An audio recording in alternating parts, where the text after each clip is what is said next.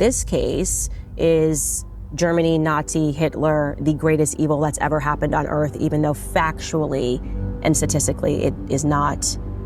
And part of that learning process for me when I started looking into it was coming across a huge fact that we ethnically, the Allies, ethnically cleansed 12 million Germans. Because when you say to people, okay, what is it about Hitler? Why is he the most evil? Well, the first thing people would say is, well, an ethnic cleansing almost took place. And now I offer back, you mean like we actually did on innocent people?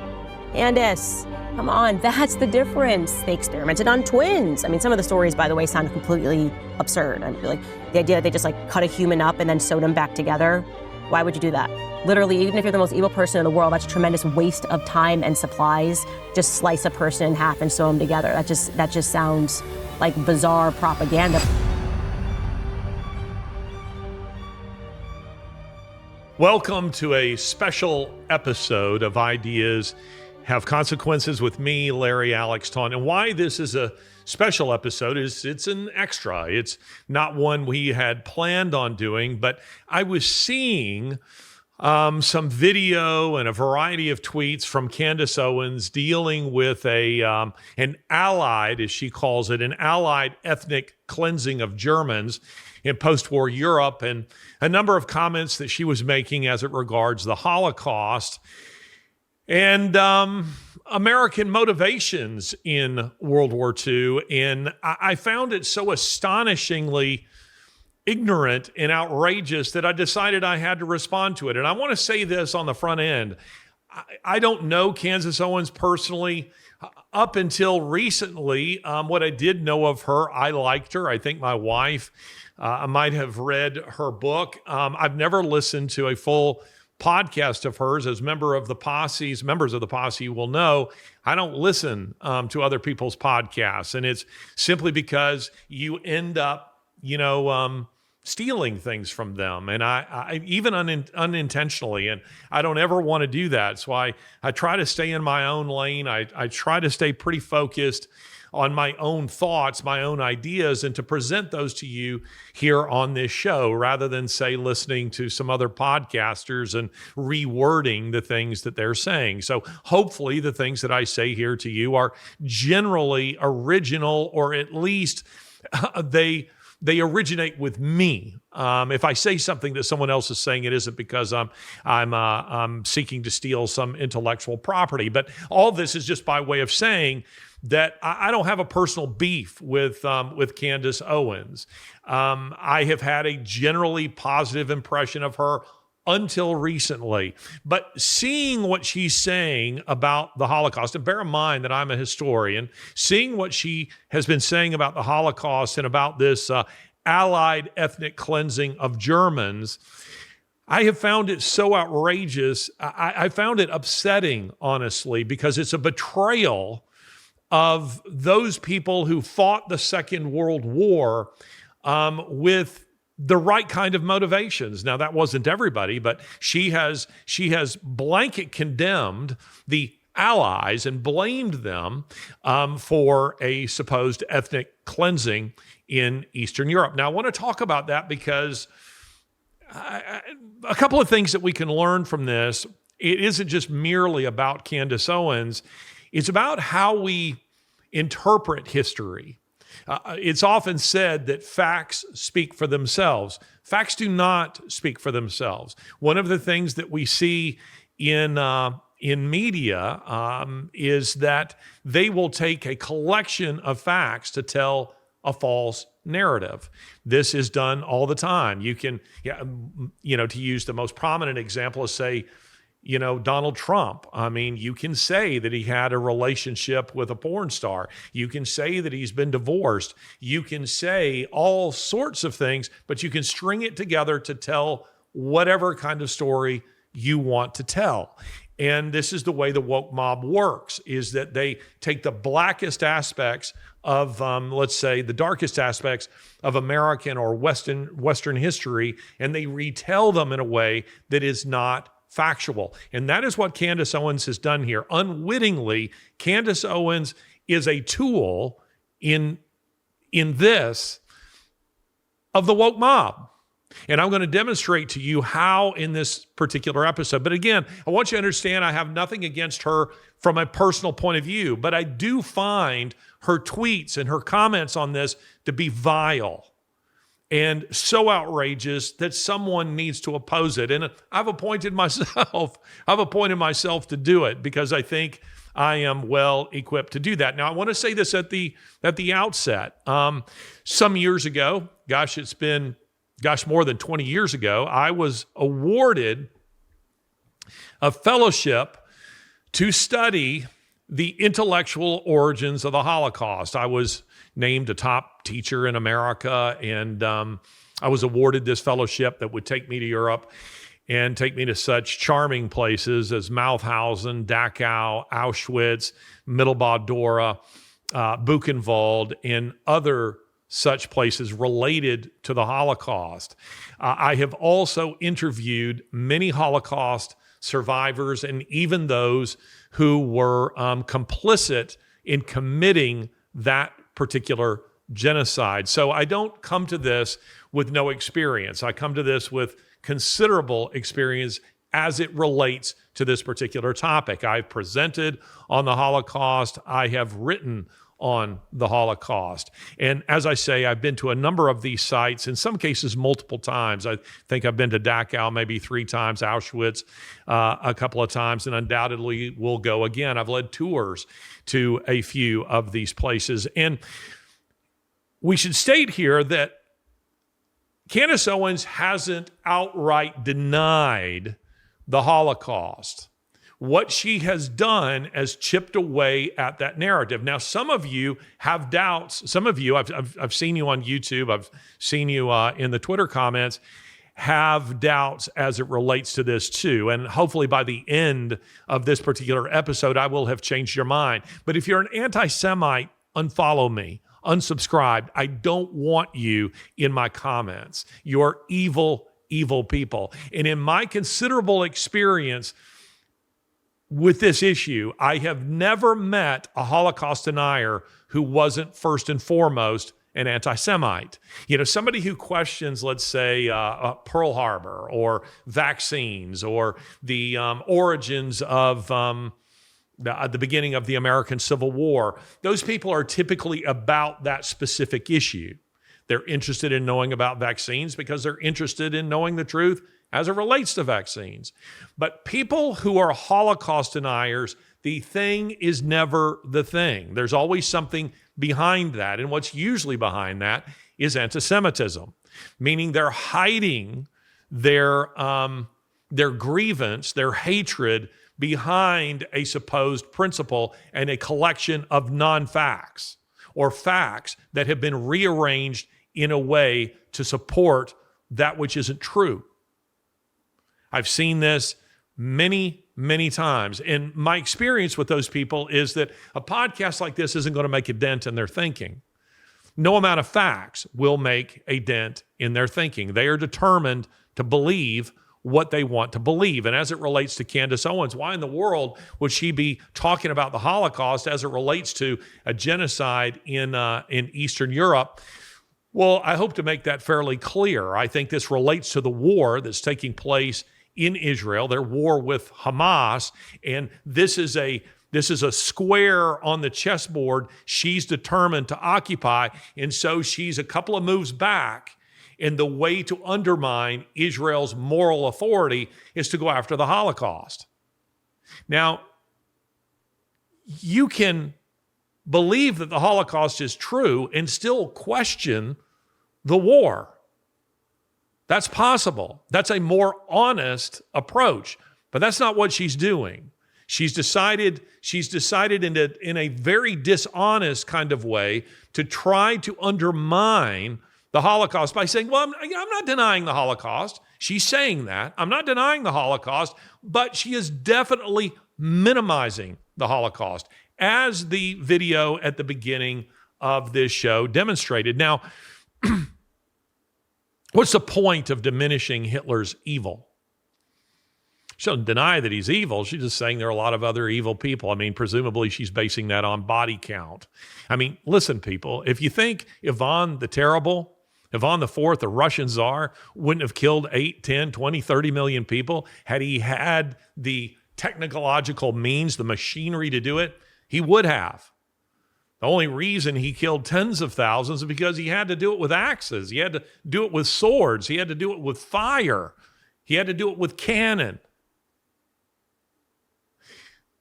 So I don't find it a profitable discussion to wonder aloud who was more evil, Stalin or Mao or Hitler. Well, in terms of body count, we'd have to say Mao. He killed roughly 70 million of his own people.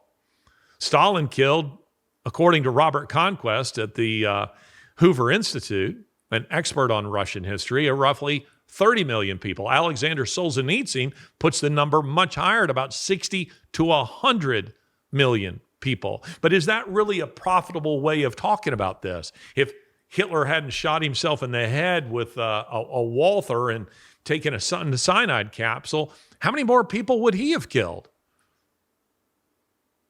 The point is, they were all evil. And when someone enters this discussion and says, yeah, but Hitler was evil, yeah, but the Holocaust was bad, yeah, but the yeah, but people are people you should be very wary of, because what comes on the other side of that usually isn't good. It's somebody who's going to say, well, but he made the trains run on time. You know, Hitler built the Autobahn. Well, there were worse things that happened in history than the Holocaust. What's the point of an argument like that? Usually it's anti-Semitism. And I'm just wondering if maybe in her I don't know, I can only guess about this, that her dispute with Ben Shapiro, maybe this is a very personal thing here with her. And this is a way of attacking him in a very dishonest way. I mean, she was fired from the Daily Wire and he was her boss, but who knows what all is going on there. Now, all of this started with Candace Owens, apparently, because she watched a BBC documentary titled The Savage Peace. Now, you can find that documentary on Amazon Prime. I've seen it. There are aspects of it that are very good, but it is deceptive in three key ways. And because Candace Owens doesn't have a very good knowledge of history, she lacks the historical context by which to process that documentary. She does not recognize the places where it is being deceptive. Now, I don't know if it's being deliberately deceptive or it's just deceptive as a result of the maker's own ignorance. That I don't know. But it feels like it is deliberately deceptive on a few key points while telling you some history that is quite excellent, very true, and very, very important. But before I get to that, let me say that it's obvious that this goes much deeper for Candace Owens than just ethnic cleansing in Eastern Europe and the post-World War II world or the Holocaust. She goes so far as to suggest that Americans targeted Catholic churches. Now, remember, she's apparently had a recent conversion to Catholicism, but it seems that it is a strain of Catholicism that is strongly anti-Semitic. But I speculate on that particular point. But this is part of the narrative that often comes out of that, is she's saying that these churches were targeted by Americans in Western Europe in their bombings, as well as at Nagasaki in the dropping of the second atomic bomb. And presumably, what is implied in that is that the targets were selected for the Americans by some sort of all-powerful Jewish cabal who was controlling all of this. Now, there's tremendous evil in all this. To call her an anti-Semite, I think, is accurate. She denies this, and she says that anyone who says that she is, that they're just wrong and they're terrible people and they're taking her out of context. I'm not taking her out of context. I've read what she said. I've listened to what she said. Again, she chips away. And like all deceptive historical narratives, it has a grain of truth. Not that part, but the bit about what took place in Eastern Europe. There are a lot of facts related to the issues that she's bringing up as it relates to this particular documentary. But again, she's gone much further. She's now suggesting that the Allies in general had some sort of wicked agenda. And for her, seeing the documentary has been life-changing. And she's now an expert. She is now an expert on the issues. Now, but I want you to have an understanding that goes beyond just Candace Owens. I want us to talk about the way history is written. Now, what you look for when you're doing this type of history, let's take something like the resurrection, is you're looking for similarities in narratives. Now, those people want to say that the Gospels are themselves false. What they will focus on is perceived, not real, but perceived inconsistencies in those Gospels. But as it relates to the resurrection of Jesus, what we have are different but same accounts. So when I say that you're looking for similarities, when, let's say on one occasion some years ago, I was teaching at a university a course that was about historical methodology, research methodology, and it wasn't very exciting for these students. But we were interviewing, it arranged for them to interview Pearl Harbor survivors and witnesses. So as students would sit and listen to them, I would tell them, look, you're looking for the similarities in the stories. And what you find, of course, in something like that is people who've never met tell very similar stories. You know, of the Arizona, going down, or the planes coming in early in the morning on a Sunday, and the way they reacted to it, or they're describing things that might be different, but they're the same, if you follow me. So one guy who's over on this particular pier and another one who's over at a warehouse, they're not seeing always the exact same things, but sometimes they are. And their overall narrative,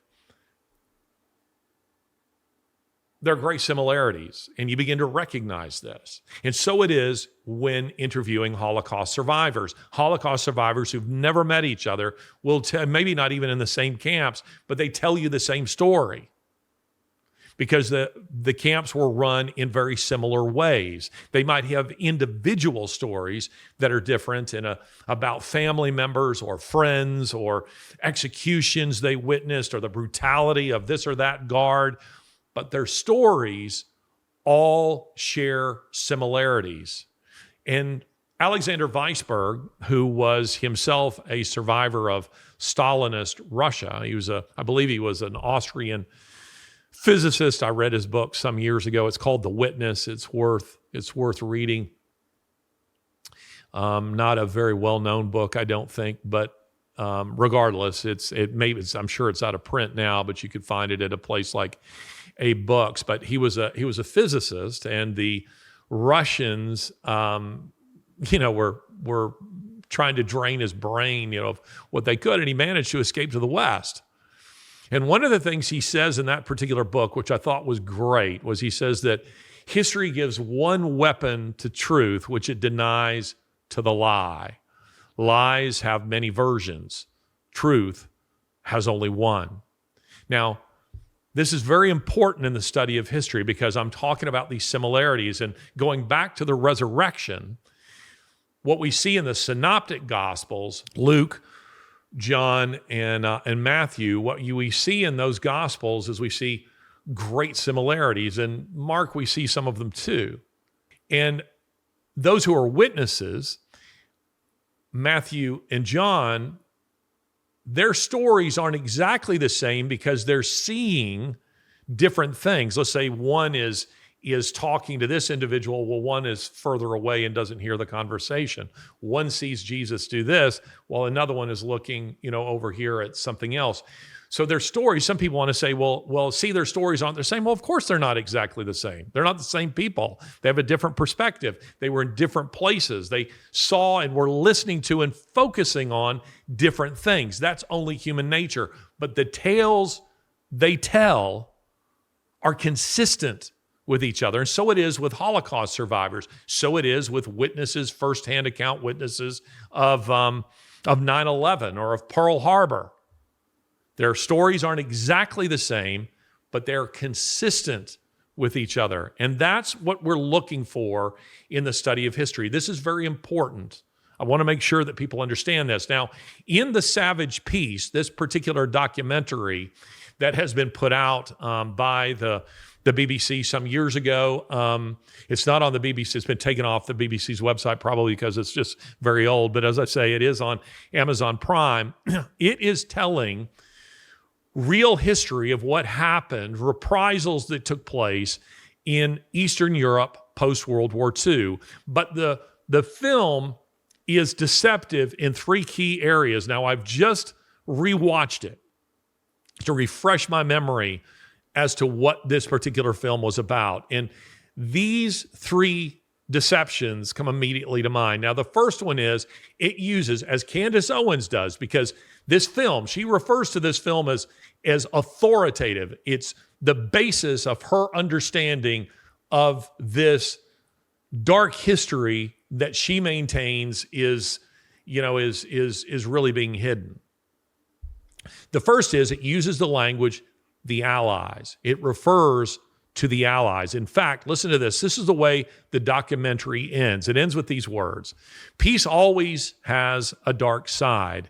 And what happened after liberation throws the spotlight on the moral compass of the victors. When ethnic Germans became objects of violence after the war, many saw, but few were interested. The largest ethnic cleansing in history, sanctioned by the victorious Allies, remains an atrocity hidden in plain sight. Now, what she really has seized upon here is the Allies in plural. Note the plural, the Allies in general who did these things, and the idea that this is the largest ethnic cleansing in history. Now, we don't have actual numbers from this. As I was just telling you about Robert Conquest and Alexander Solzhenitsyn, we can only speculate as it relates to this. And part of that is because the Russians, the Czechs, the Hungarians, other Eastern Europeans weren't nearly so meticulous in their record keeping as the Germans were. Much of what we know about the Holocaust in terms of numbers is because the Germans kept meticulous records of what they were doing. We also know it because, we can note the depopulation of whole villages and towns as a result of that. As it relates to Eastern Europe, the figure that has been used is 12 million people. Could have been 12 million, could have been 5 million, it could have been 25 million. We don't know. Again, I don't know that debating the numbers is all that helpful, because the reality is it was extraordinary evil that took place. But you see, what she's done with this is, rather than discussing the Holocaust as a great human tragedy and evil in its own right, and this one as a great human tragedy and evil in its own right, she sought to link them. And she sought to link them not as tragedies of a larger World War II narrative. She sought to link them by way of minimizing the Holocaust, you see. So she's saying, yeah, a lot of people died in the Holocaust, but more people died in this ethnic cleansing of Germans post-World War II, and hence she's putting a lot of emphasis on this. Now, what I find outrageous here is the plural, because you see the documentary quite rightly focuses on that these were Russian atrocities. These were Eastern European atrocities. But it labels them not as Soviet or Russian or Eastern European atrocities, but as Allied atrocities. Again, I just read you the way the whole thing ends. It ends by saying, questioning the moral compass of the victors. It ends by saying that the largest ethnic cleansing in history was sanctioned by the victorious Allies. So what the documentary is saying is that essentially Americans signed off on the annihilation of these German people. That the British signed off on it, that the French signed off on it, that they were okay. Now, this is a lie, and it's a damnable lie, because it is a slander against all those people who fought that war, who fought in Italy, who fought in Germany, who landed at D-Day. It's a damnable lie because it is suggesting that those people were complicit in and gave approval to this great genocide of Eastern Europeans. It's not true. And if Candace Owens actually knew history, and she apparently doesn't, she would know of something called the Marshall Plan, which is the greatest, the most magnanimous post-war settlement in human history. My mother, who is Canadian, she has often joked that we in Canada say that when our economy and life gets really bad, we'll declare war on America and they'll rebuild us.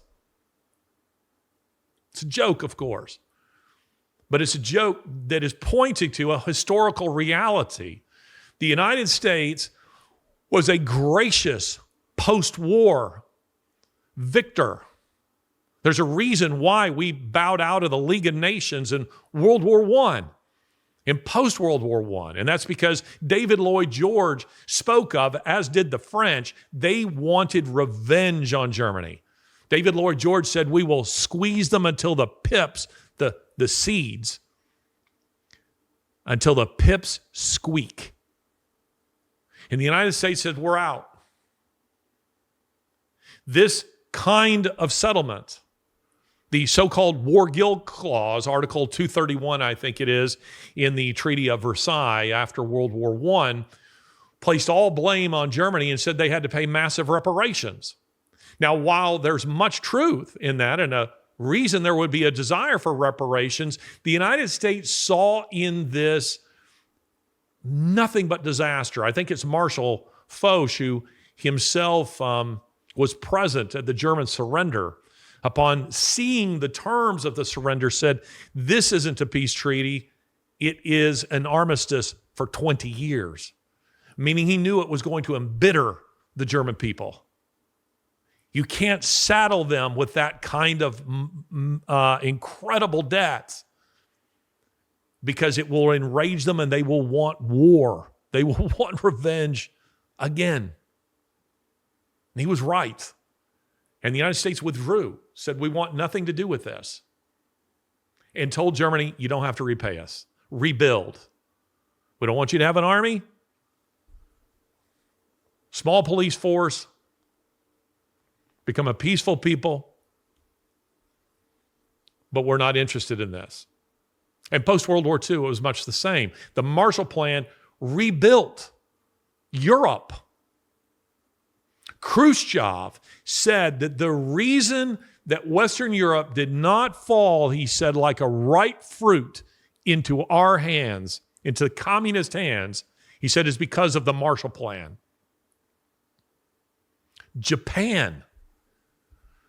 Japanese had been told that the Americans would come ashore marauding and raping and pillaging, and they did nothing of the kind. Now, I'm not going to say American soldiers did not commit crimes. They did. But A, it wasn't sanctioned from the top, and it wasn't widespread. Eisenhower ordered that American soldiers who were complicit in, who had raped anyone, were to be shot. The Red Army was different. When Stalin was asked about the crimes that were being committed by his soldiers, and there were mass rapes of women, particularly German women, as the Red Army made its relentless march towards Berlin in the aftermath of Stalingrad. Stalin's response was to say, what's to permit a soldier from having a little trifle? They sanctioned it from the top. In Berlin, 100,000, it is estimated that 100,000 German women were raped in that city alone. Many German women were throwing themselves, into the river. But see, to say that this was the Allies who were doing all these things is a lie. The Marshall Plan is proof that it's a lie. Also, the Berlin airlift in 1948. It would have been worse. Stalin was determined to starve Berlin, the Russian-controlled sector of Berlin. We're going to starve it. America launched arguably the greatest aid program in history. The Russians couldn't believe it, that such logistics were possible, that an entire city could be fed from the air alone. It's called the Berlin blockade. Look it up. They cut off trains, they cut off roads going into their section of Berlin with the intention of starving it. But the United States had the logistical power to feed that entire city just with airdrops alone. And you look at those German kids, the pictures from that, standing on mountains of rubble, holding up American flags. Did they see them as their aggressors? Did they see them as genocidal maniacs? They most definitely did not. The history of the war tells us, I've had Germans themselves tell me this, that they sought to be captured by the British or the Americans. They did not want to be taken by the Russians. Point is that the documentary, while telling of real atrocities with photographic evidence, with video, with eyewitness accounts, as it does, it ascribes all of those crimes to the Allies in general, and so does Candace Owens. It's a lie, and as I say, it is a damnable lie. Didn't happen. The second place that the film is deceptive and that Candace Owens has been deceived is that it portrays all of this as a great secret. It's a great secret, and this may have just been for purposes of promoting the film. That it's what marketers do. We're going to reveal to you something that's hidden, secret, that nobody has known until now. We're releasing the real history. We're uncovering the facts of this conspiracy. That's idiocy. This has been talked about ad nauseum for decades, since the end of the war. We have known this. But the Western Allies could do nothing about this unless they intended to spark World War III and to go to war against Russia, which we clearly did not do. But do you understand how important this is in saying that this was all secret? Nobody knew. Candace Owens is acting like she stumbled upon some great hidden truth, and she's now revealing it to everyone because they didn't know it. We have known it. And Candace, it's way worse than you think.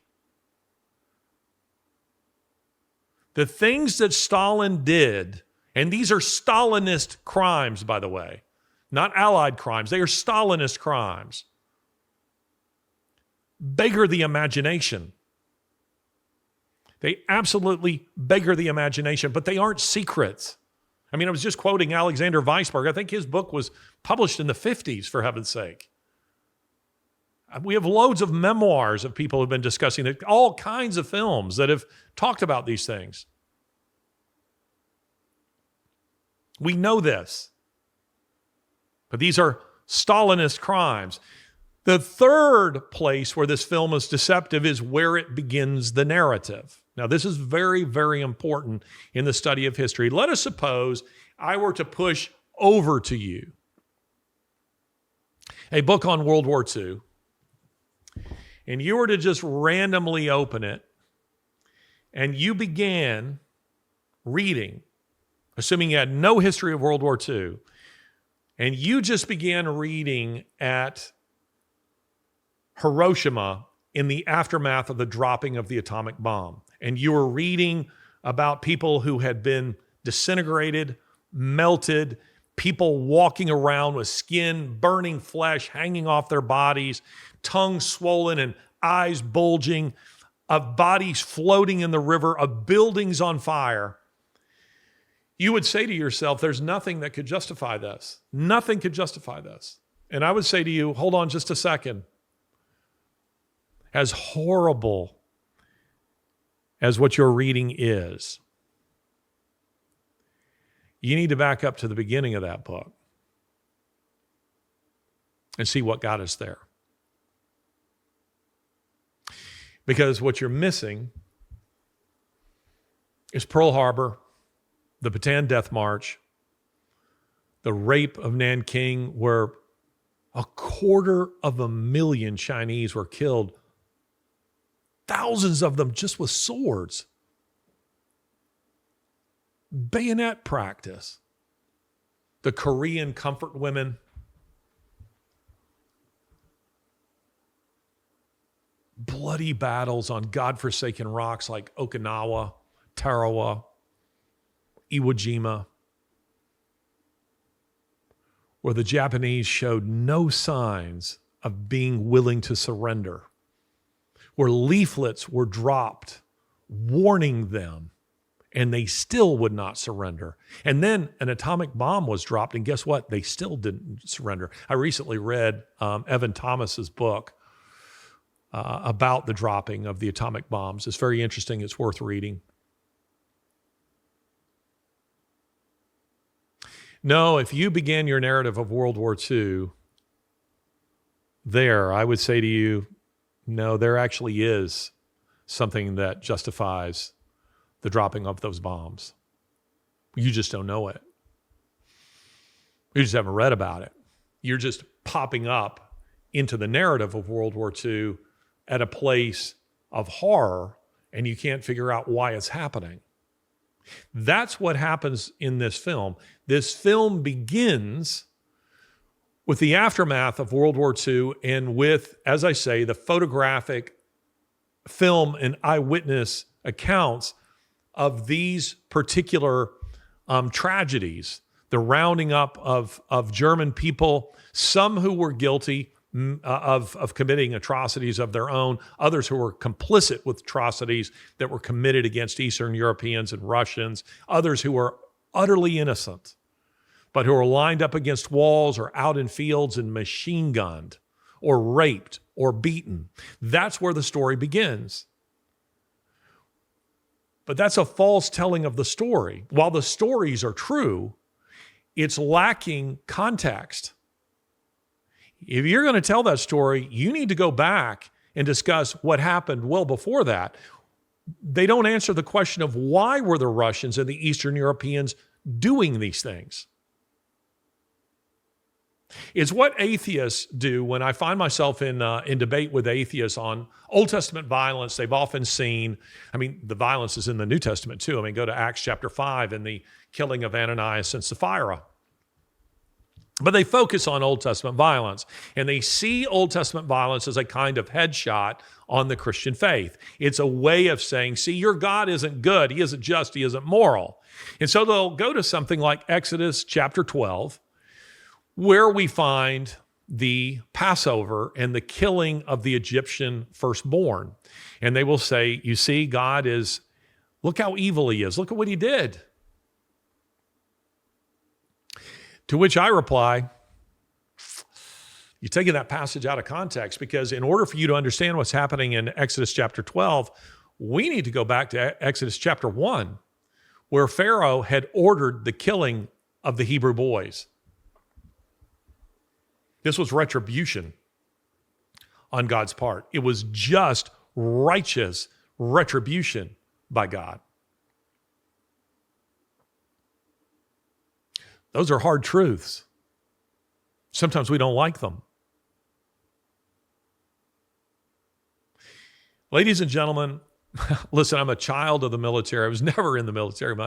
My father would always say to me, if they ask you, tell them that you've already served. And what he meant by that was that I was born at Fort Benning, and I grew up at a variety of places with the prefix of Fort, and thus grew up in that culture with that ethos.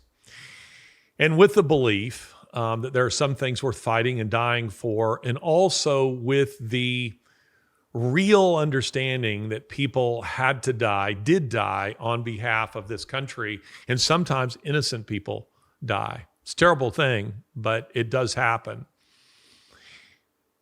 And what you need to understand as it relates to something like this is, say, Candace Owens seems to be shocked by the fact that innocent people, say, died in the bombing of Dresden. From her point of view, she looks at that and she says that shouldn't have happened, or the dropping of the atomic bombs, perhaps. In my own experience, the further we get from these historical events and from my witnesses to these events, the easier it is for people to deny that the events themselves never happened. So we are seeing a startling, a frightening rise in anti-Semitism on social media and an increased number of Holocaust deniers. Again, you can talk about the Holocaust and what happened in Eastern Europe at the same time. Why do you need to diminish one over the other? Why does she feel the need to diminish the Holocaust? Well, it's because she's hiding an anti-Semitic agenda. That's why she's doing it. That's the only reason you would seek to say, as she did, that Joseph Mengele, she doesn't believe that Joseph Mengele, the angel of death, as he was called, the Nazi doctor who did these extraordinarily evil experiments on human beings, she dismisses it. She says these stories are outrageous, too hard to believe. I mean, why would anybody do that? Is she that much of a simpleton? Does she really not understand the depths of human depravity and evil? The same could be said of Jeffrey Dahmer. I mean, I don't believe what he did, but I mean, who would do that? Who would keep body parts in their refrigerator? It makes no sense. It's a waste of electricity. It's a waste of human resources. That's what she says about Mengele. Now, again, at the same time, she turns around and says she's not denying the Holocaust. But you see what she's doing? She's chipping away at the narrative and saying it's too outrageous. I don't really believe it. Ladies and gentlemen, one of the things that human beings can offer to other human beings, be they Jew or Gentile, be they white or black, be they American or not, one of the things that human beings can offer to other human beings in the aftermath of evil is sympathy, understanding, a listening ear. We can't reverse the evil. We can't take it away, but we can offer sympathy. And this kind of narrative is saying, no, you don't get that. I'm not giving you that. It's to deny that. And it's one of the easiest things that we can give to a fellow human being who has suffered. And I'm not talking about an entire ethnicity or people group, but just as individuals. Your neighbor has suffered. You can offer sympathy to that person. But to deny them even that, there's something particularly evil in that, don't you think? I think. You see, the way this film positions the narrative, where it begins the narrative, by offering no background story on what is happening, you just pop in at the point that Czechs and Poles and Hungarians and Romanians and Russians are persecuting these German people. But it doesn't tell you the backstory, how we got there. Ladies and gentlemen, if you burn your neighbor's house to the ground, you shouldn't be shocked if he wants to burn yours to the ground with little regard for who is in it. I'm not justifying it. I'm simply telling you that we know this. retribution, revenge, we see throughout human history. Don't be naive about human nature. This has happened in every war since Homer's Iliad. Read that, by the way. The thing that is promised to the soldiers, to the Greeks throughout the battle, is you'll get your choice of women. You'll get your choice of the loot and gold. Whoever gets over the wall first gets your first pick. That's what the Russians were doing. But why were the Russians doing it? Because the Germans had done it. Operation Barbarossa, June 22nd, 1941, 175 divisions, 4.5 million German soldiers crossed the Russian frontier with a drive initially towards Moscow. Of the roughly 50 to 55 million global casualties from World War II, almost half of them were Russians. Whether you like Russia or not should not figure into your understanding of this war. Private Ryan did not win the war. We don't tell the story very much.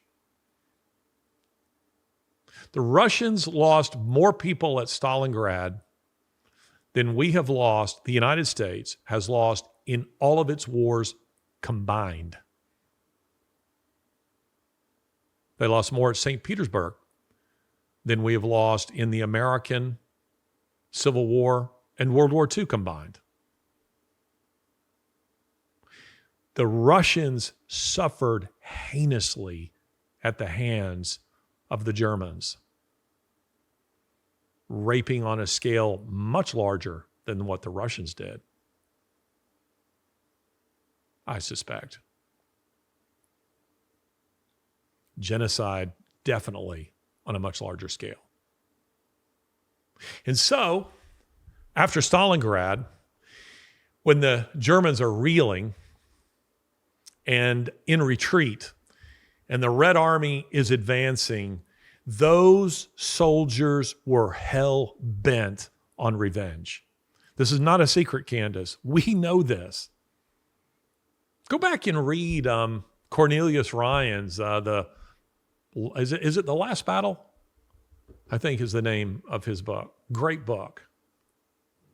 He tells stories of Russians who, their initial contact with Germans, that some of those soldiers said, look, we're a pretty decent lot, but the bunch who is coming behind us, they're very different, and you need to hide. I would urge any of you to go and read, or you can listen to it. It is superb. An anonymous book. I think we now know who actually wrote it, but it's a book called A Woman in Berlin. It was suppressed by the Germans after World War II because they were ashamed, because it was a book of the way German women were treated at the hands of the Russians at the close of the war and in the aftermath of the war. And the German people, German men in particular, were ashamed that they had not protected their own women better. So they suppressed the book, but it was eventually published, I think by a British publisher first. And its story is true. I've read it twice. Woman in Berlin. I think it's been made into a film, actually. That I haven't seen. These are not secret things. We know this. I have interviewed some of these people, not in a podcast, but I mean years ago when I was doing a lot more writing and research. These are not secrets. And as evil as they are, in order for you to have a proper context of why they were happening, it's because the Germans had invaded Russia and had done the exact same things. The German people had to know that this was coming. And no doubt they did know. And it was because they were aware that the Wehrmacht, the SS, German soldiers had done this first in Eastern Europe, all over in Eastern Europe and in Russia. I have stood in the mass grave of a place called Babin Yar. Babin Yar is a place where the Germans executed roughly 100,000 Ukrainians. So do you think those people, when they got the upper hand, were going to take out their anger, their anguish, their revenge on any Germans they could get their hands on? You better believe they did. Again, I'm not telling you that it's the right thing to do. In fact, I want to be clear that it was the wrong thing to do. All the more so because many of these people were innocent. I'm just telling you that it's human nature. And I'm just telling you that the idea that the Allies, plural, were all part of this, and this is some sort of hidden secret history of genocides of Christians. She calls them Christians. I have a much higher standard of what I call Christians. Just because your nation has some churches in it and its citizens primarily, say they adhere to the Christian faith, in my opinion, doesn't make you a Christian. It's not a biblical definition of what it is to be a Christian. So the result is that this film, for instance, it presents the execution of Karl Frank. Karl Frank was he was the head of the secret police. He was effectively the governor general of Moravia and Bohemia. And if you've seen the film Anthropoid, which is about the operation to assassinate Reinhard Heydrich, who was a very evil man involved in the final solution. Heydrich himself was assassinated, and in the aftermath of that, what happened was that Karl Frank ordered the annihilation of a Czech village. But those details are conveniently left out of the documentary. Instead, what is shown is Karl Frank's execution, his hanging, and a crowd that is there of Czechs, of roughly 4,000 or 5,000 people who are there baying for his blood and cheering at his execution. Those are chilling and awful scenes. But ladies and gentlemen, if you haven't lived through something like that, as those people did, you can't possibly enter into their joy at the execution of this man. That's why they were responding that way. And the film presents it a little sympathetic to Karl Frank. I have no sympathy for Karl Frank. In another instance, an eyewitness is talking about the horror of seeing, I don't remember if this was in Czechoslovakia or if it was in Poland or Hungary, but somewhere in Eastern Europe, wasn't Russia. This person is describing the horror, and I'm sure it was a horror, of seeing SS men being beaten to death by a crowd of recently liberated Poles or Czechs or Hungarians. But the documentary doesn't explain really who the SS was. These were people in charge of exterminating wholesale populations in Eastern Europe. It shouldn't shock us that when citizens were liberated and were given the means of killing these people, that they did. In some instances, you may be aware, the United States, the British, and I'm sure the Russians, in liberating concentration camps, they turned the guards over to the inmates. I can certainly understand why they did. Take your revenge on them. They've killed millions of you. I remember some years ago when I was a young and naive student, undergraduate, and I was backpacking through Europe. I was using the guidebook Let's Go, and I was in Austria, and I looked up, a bed and breakfast where I could stay, and this was before the days of cell phones, so I get on the phone, one of my friends does, at the train station, and call this woman named Kati, who ran a bed and breakfast, and asked her if she had, rooms available. She said she did, and she would come and pick us up. And so she did. And she was an older woman. And I remember entering her house. And again, I'm a student of history at this point. And as I say, a little bit naive as it relates to this. And when I enter into her house, she has framed pictures of herself from World War II.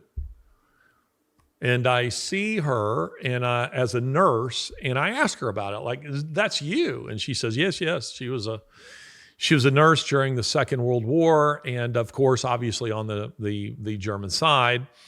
And I ask her to tell me stories, and she starts to tell me some very interesting things. But then she starts talking about the evil of the Russians and all the terrible things that the Russians did, pillaging and raping as they came into Western Europe. And I was listening to this, and I was waiting for her to say something about the evil that the Germans themselves had committed, but she didn't say anything about that. She was semi-complimentary of Adolf Hitler.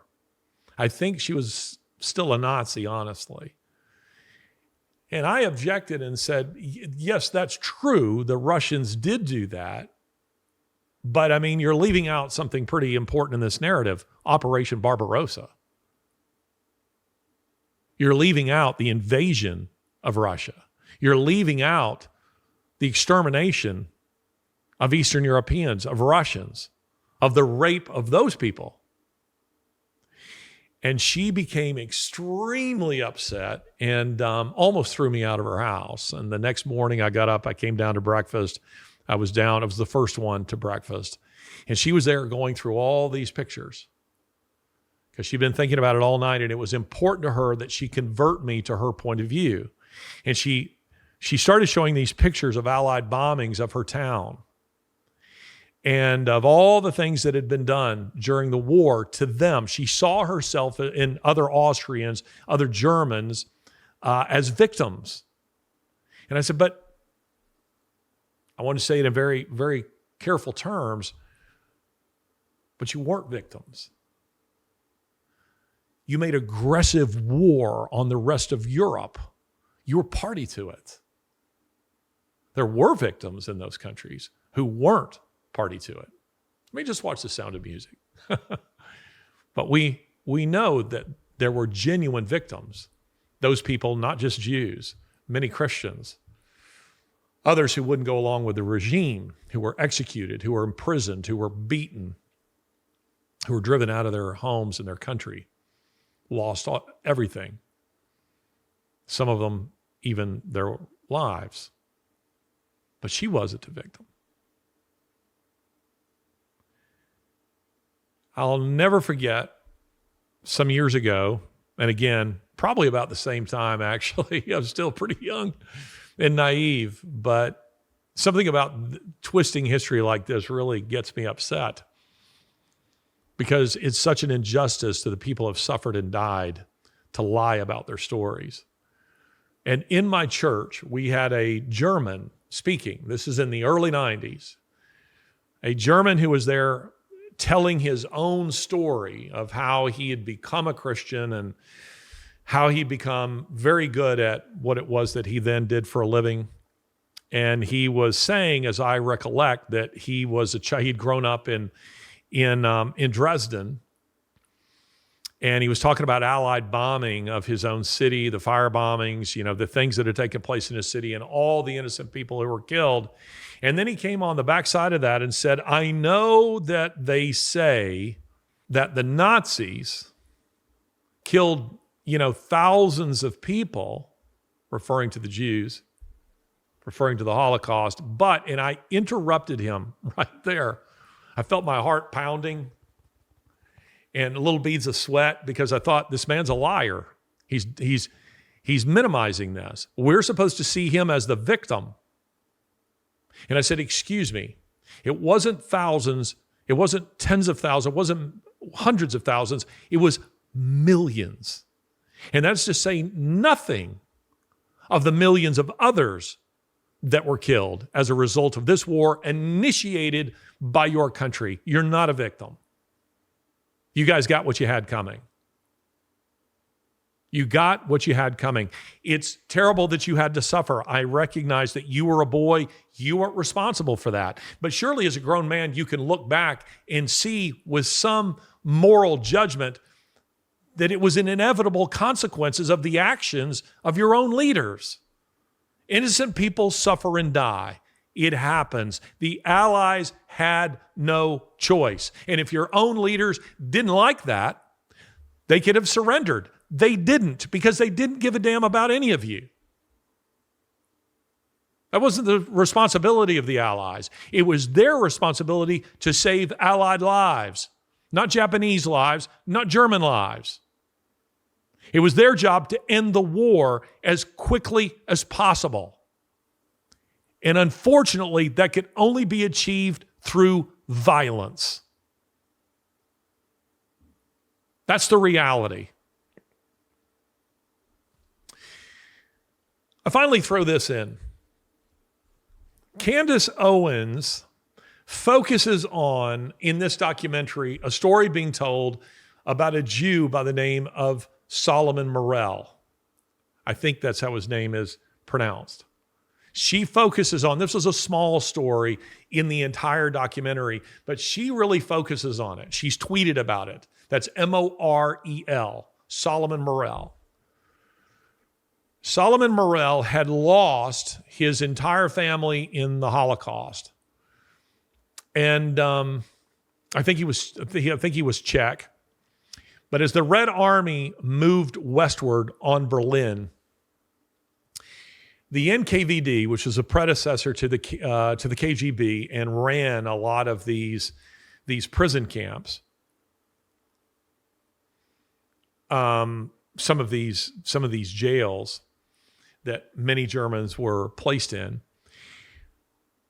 they made guys like Solomon Morell commandants of many of these camps. Meaning they deliberately chose Jews to be commandants of some of these camps because, in a really wicked and pernicious way, they knew that Germans could expect very little mercy, very little quarter to be given them from Jews in the aftermath of the Holocaust. So the Russians said, make a guy like that, put him in charge.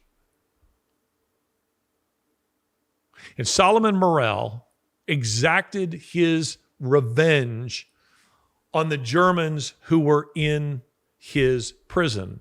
Many of them had not a thing to do with Auschwitz, had not a thing to do with the extermination of his own family, but he was so full of hate, so full of rage, that this is the evil that he committed. Now, the way Candace Owens interprets this is that she comes away from this going, see, the Jews. Look at the Jews. Look at what they did. And by implication, she's suggesting that not only the Jewish people, but the state of Israel, that they're criminals. I'm shocked that she draws that kind of moral lesson from that. The deeper, the more important lesson for us to draw, ladies and gentlemen, is this. Is the one that Alexander Solzhenitsyn, the Russian Nobel Prize winner who suffered in Stalinist Russia, was himself imprisoned in Stalinist Russia, who in the Gulag Archipelago says this: the line between good and evil runs through every human heart. It's not just Jewish hearts. It's not just German hearts or Japanese hearts or Chinese hearts or Russian hearts. And in the biblical telling of it, which is the truth that I adhere to, humanity, all of us are polluted by sin nature, by evil. Jeremiah 17:9 says, the heart is deceitful and desperately wicked above all things. Who can know it?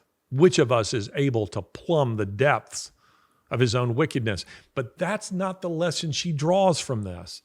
And it's too bad, because the documentary itself almost points to this, because it quotes one of the victims. I wrote this down. It quotes one of the victims of Solomon Morell's prison as saying this. And she's German. She's not Jewish. She says, when I think of these criminals, I want to chop them to pieces and feed them to ravenous dogs. I hate them so much. Do you see how Solomon Morell got where he was? How he got to a place where he was willing to in effect, chop up other people and feed them to ravenous dogs because of the wickedness that had been done to him and to his own family, and hate festered in his heart so that he was looking to take out revenge. And here's a woman who suffered under him who says she wants to do the same thing. It's like she didn't even pick up on the fact.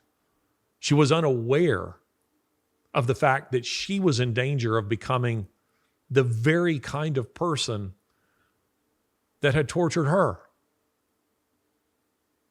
Such is human nature. It is a cycle of evil. So where Candace Owens would draw from this is about a hidden genocide of Christians, and we don't really know about it because by implication it seems the Jews don't want us to know about it, even though it's been taught and written about and movies made about it for decades. She just now discovered it, didn't know it. And now she's going to reveal to us all the truth of this.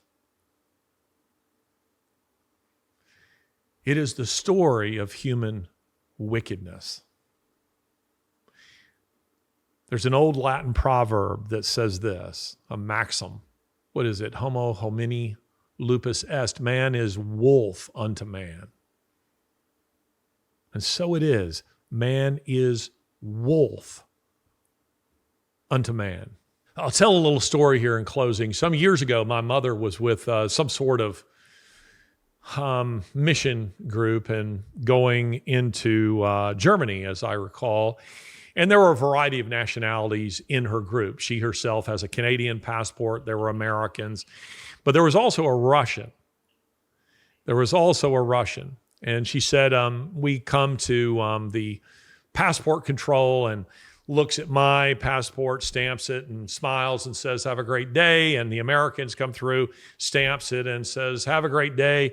And then the Russian in their group looks at the passport, pulls that person aside, and they begin harassing this individual in a very big way. And we're talking about somebody who wasn't even alive in World War II, okay? So we're talking about somebody, this is back in the 90s, and we're probably talking about somebody who's, 35 years old. And they really give this guy a rough time. I mean, we're talking searches, we're talking accusations, we're talking not really being roughed up, but definitely harassed. And so my mom, a little alarmed by this, she says to the passport officer, she says, why are you doing this? I mean, you let the rest of us through. He's just another member of our group. And he looked at her with a cynical smile, said to her, because you're not a Russian.